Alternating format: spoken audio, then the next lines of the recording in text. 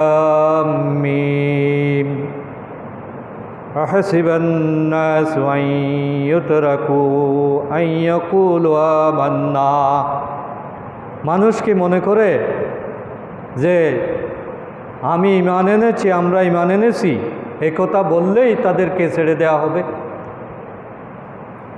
ঈমানের মৌখিক স্বীকৃতি আদায় করলেই কি আমি ঈমানদার হিসেবে তাদেরকে কবুল করে নেব? আল্লাহ প্রশ্ন করছেন যে মানুষ যাতে এই ধারণা না করে যে ঈমানদারের পরিচয় শুধু মুখে বললে হয়ে যায়, এটা কাজ দিয়ে প্রমাণ দিতে হবে।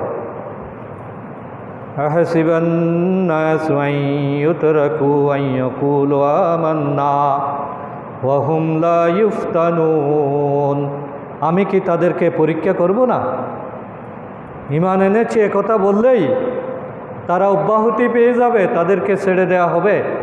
তাদেরকে কি পরীক্ষা করা হবে না? তার মানে অবশ্যই পরীক্ষা করা হবে।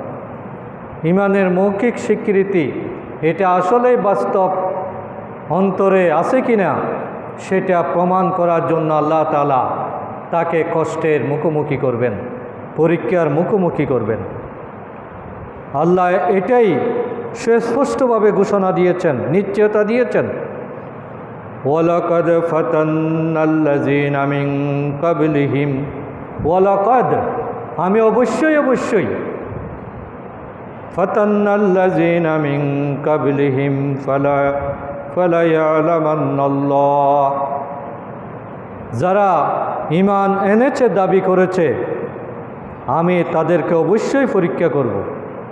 আমি তাদেরকে পরীক্ষা করেছি যারা অতীতে এরকম ঈমানের দাবি পেশ করেছিল, এবং আল্লাহ অবশ্যই জেনে নেবেন।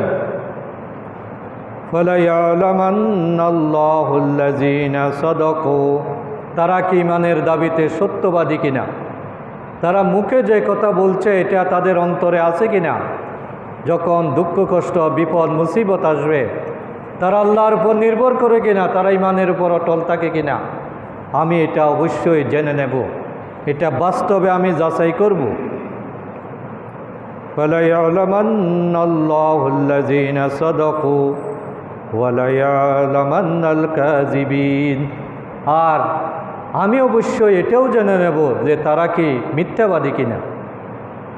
বিপদ আপদ দেখে যারা ঈমান হারিয়ে ফেলবে, আল্লাহর উপর নির্ভরতা ছেড়ে দেবে, অন্যায়ের সাথে আপোষ করবে, নিজের আদর্শ পরিবর্তন করবে, আমি তাদেরকে মিথ্যাবাদী, তারা যে তাদের দাবিতে মিথ্যাবাদী ছিল এটা আমি প্রমাণ করে ছাড়ব।